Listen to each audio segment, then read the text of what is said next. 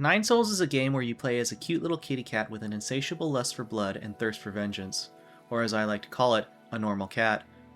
Real talk, it's a 2D action game that takes you through a mysterious and vast facility on a quest that gradually unfolds and blossoms like a lotus, all while waxing philosophical about the nature of a good life and how there are many things worse than death. The development studio, Red Candle Games, is from Taiwan, and it really shows. When you boot up the game and the first text is presented in Mandarin, you just know you're in for a trip. This game is so Chinese that it is stunning. I don't mean that derogatorily. In fact, I adore that it embraces and celebrates Chinese culture in nearly all aspects. I've been told it's a very Taoist game, but I, like many other filthy Guaylo, have only a very basic surface level understanding of Taoism, and so can't really comment on this. I actually ordered an annotated version of the Tao Te Ching to do further reading on what Taoism actually is, because I'm a weirdo who actually enjoys reading nonfiction. But I've since completed the game and am writing this script, and it still hasn't arrived yet. So fuck 'em! I put a low emphasis on story and non-mechanical themes anyway in a video game, even though the narrative presentation of Nine Souls did draw me in more than most. It's a very strong game in most other respects anyway. You've likely heard similar, but I did find some issues that hold it back from being a true classic. It's a game well worth playing though, and I found it a tight, well-developed experience from start to finish. On the surface, Nine Souls is very simple.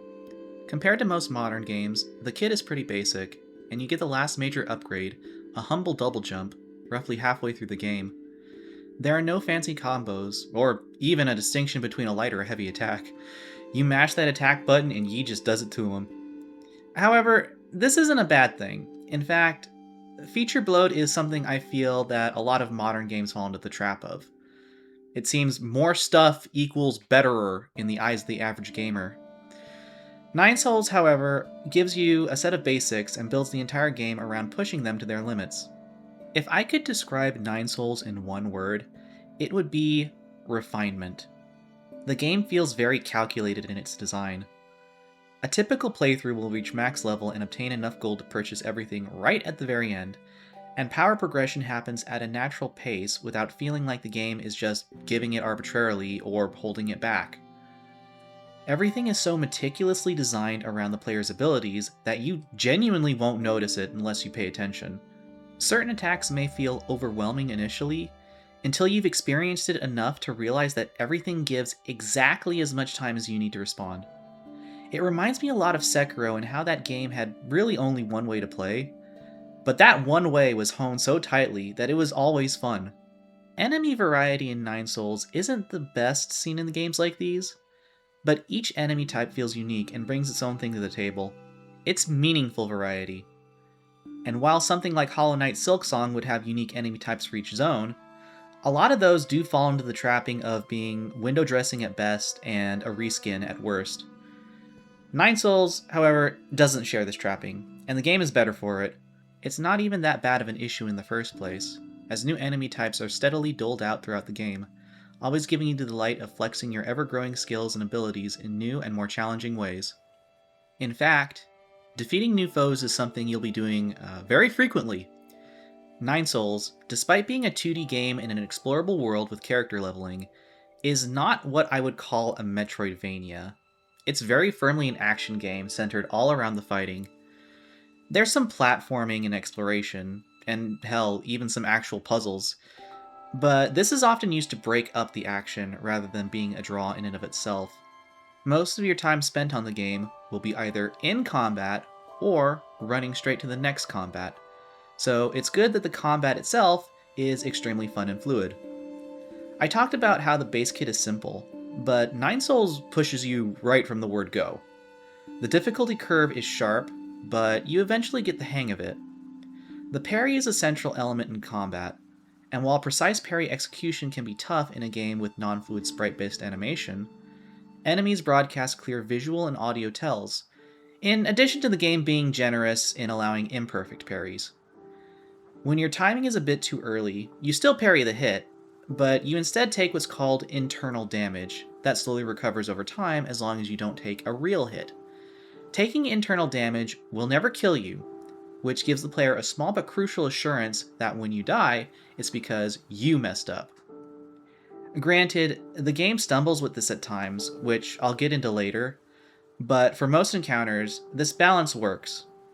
The player experience can be further tweaked by things called Jades, which is a somewhat shameless ripoff of Hollow Knight's badge system, in the sense that you can equip things that give you perks, like being able to recover internal damage when attacking a la Bloodborne's rally system, or making you take less knockback from attacks, which can open up new opportunities to strike. Though build options are limited, it's very fun to experiment with what you find. As mentioned before, the emphasis is on quality, not quantity. Very few Jades are simply a percentage boost, and it's very fun to experiment with the different Jades you find. I have to give a shout out to the titular 9 souls that form the game's bosses. All of them are incredibly memorable from both a character standpoint and as combat encounters. Each of them have great build-up throughout their zones, which is just the cherry on top of the good design. I initially had some apprehensions about the game being an endless series of futuristic technological corridors, but each area stands out from both a visual and a mechanical perspective, even though they still keep with the overall theme. Never once did I think, ugh, this again, as I progressed. Each zone culminates in a boss encounter, and all of them are great, varied, and unique fights that push the player, but at a level that hardly ever feels frustrating. Now, I say hardly ever though, because some encounters do have some big missteps, which I'll get into later, don't worry. By and large though, the bosses are the real main course, and I'm glad that the devs had the sensibility to implement a boss rush mode that you unlock after beating the game. The drawn panels that bookend each fight are the chef's kiss. They're simply gorgeous, and allow for much more effective storytelling than simply animating sprites. Lastly, I want to praise the storytelling and the game's overall narrative presentation. I usually don't put too much emphasis on this, but for some reason, 9 Souls just drew me in. It's one of those games that throws you into the middle of an ongoing event, and it's up to you to piece things together. There's a clear and conscious effort to make it so like the player is unwrapping the story, rather than it being built as it goes along. There's very little that feels like arbitrary exposition, and yet, if you're paying attention, then everything makes sense. Lines that feel like throwaways get shown off hours later, and each new tidbit of information gives the player a greater understanding of why the world of 9 Souls is the way it is. Now, even though I've spent a lot of time singing this game's praises, I acknowledge that 9 Souls has some flaws. Some small, some big. I mentioned earlier that even though it looks like one, 9 Souls can't really be called a Metroidvania. A Metroidvania would imply an open world with a heavy emphasis on exploration and finding your way around. And 9 Souls does initially present itself as such. It tells you to go find the 9 seals, and sets you off with only some basic direction. However, you'll find that, while the game does offer some freedom within what could be called its 3 main acts, there is a clear order in which things will be done. Not only that, the areas themselves are less zones and more like traditional levels in a video game. There's very little in the way of exploration. Most areas are presented as a fairly linear path that opens up via shortcuts, but you'll have little reason to return to them when you're done unless you're just hunting for treasures and optional mini-bosses. You'll find most of these naturally, as they're never really that far off the beaten path. The limited pool of what to find will also put a damper on excitement. Treasure is limited to currency, an almost negligible attack boost, items that lengthen the health bar, and jades. The latter two are the most exciting to find, but paradoxically, I noticed that they're the easiest to acquire, with a good portion being on the path that you'll be trekking anyway. You'll never go down a rabbit hole and discover an ability that opens up new paths or find a hidden zone with some unknown purpose. It makes sense at the very least. I did just mention that 9 Souls is a lot more narrative focused than one would expect, and being able to do things too much out of order would mean that the story essentially couldn't work. It's just that it would have been nice if there were meaningful reasons to retread old areas and explore with new abilities. As it is right now, they're mostly one-and-done deals, which just sucks given how cool and unique each area is. I also think that the game does stumble with some presentation elements, particularly towards the end. The music is solid, although aside from a few standout tracks, mostly unmemorable. It's the same problem that a lot of games these days have, where it's perfect atmospherically, but lacks any punchiness that makes the tune stick in your head after you stop listening.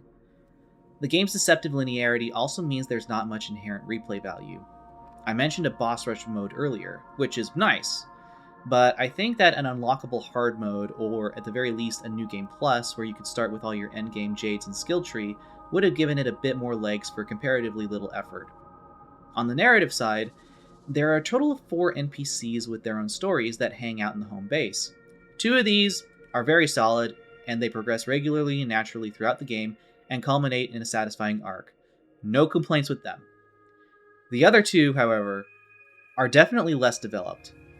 Progressing their arcs is more nebulous, and the final elements of which can't be resolved until after the point of no return at the end of the game, which is neither hinted towards nor anything that you would expect to be able to do after the game explicitly tells you to make sure that your business is finished before going on.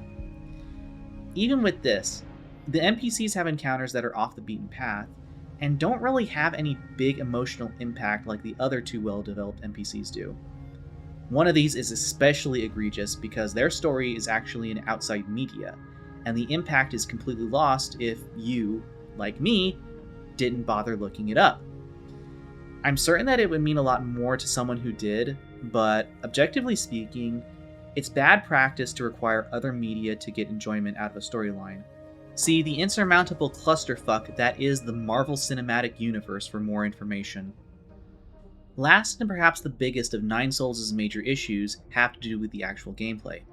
I feel like the internal damage mechanic, while serviceable for the player, is underutilized for enemies. As it is now, it's just something that accumulates without effort and is popped with talisman attacks.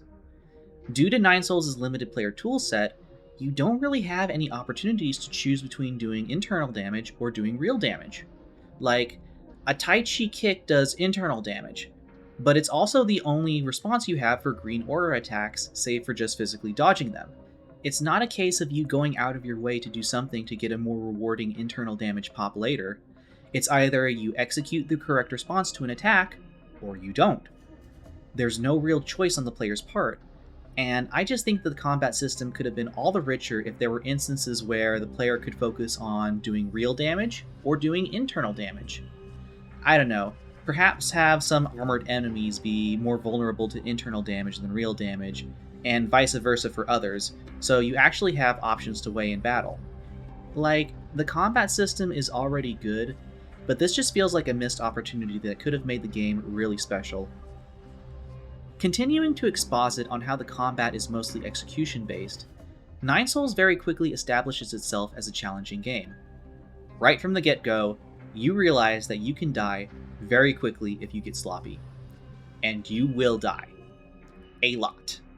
Most of the time, you'll feel that it is your fault, and be correct in that feeling. Maybe you jumped the gun and hit the parry button a bit too early, or perhaps you tried to take on a group of enemies without using your limited, but relatively safe, bow and arrow to thin out the herd.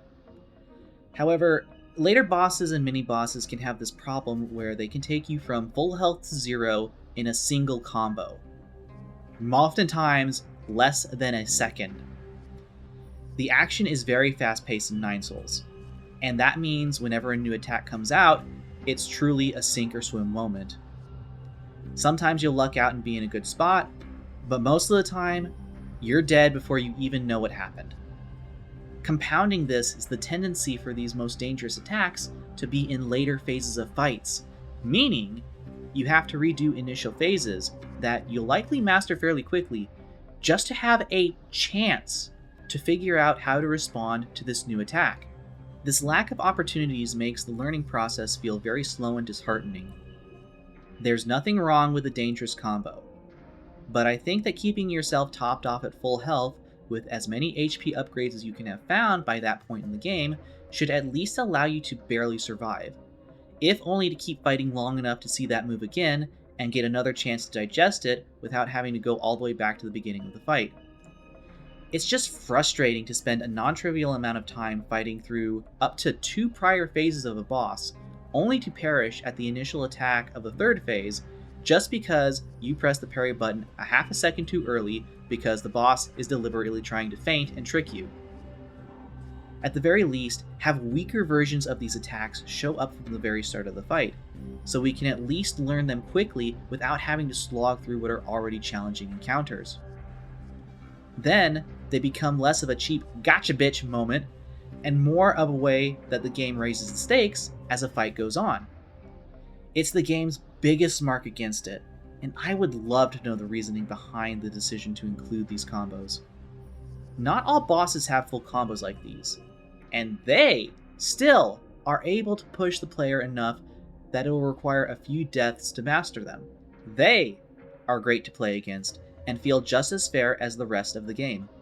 It's only a few fights that have this glaring issue, and unfortunately, the biggest offender is the final boss, which will likely leave a sour taste in the mouth of players, despite it being the capstone of such an excellent game. Despite this, I can't be too mad about these shortcomings. Nine Souls is an excellent game whose accolades far outweigh its flaws. It is a tight, precise action game with compelling visuals, sound, and story. What it lacks in complexity, it makes up for in sheer polish of what is there. Every design choice feels conscious and deliberate in accordance with a grand vision, for better or for worse. I give it an A-. I wouldn't necessarily call it a must-play, but I think it'll stand as one of the bigger titles in its genre. It's a shame that the finality of the narrative precludes any chance of a sequel, but perhaps that is the way of the Great Tau. Nine Souls was born, it lived, and it passed into memory. Its bones, and more importantly, the big windfall that it must have given to Red Candle Games, will serve as the foundation of their next project. That is the true essence of the Tau. Kind of. Maybe. Hopefully. Probably not, but it's a cool soundbite to end on.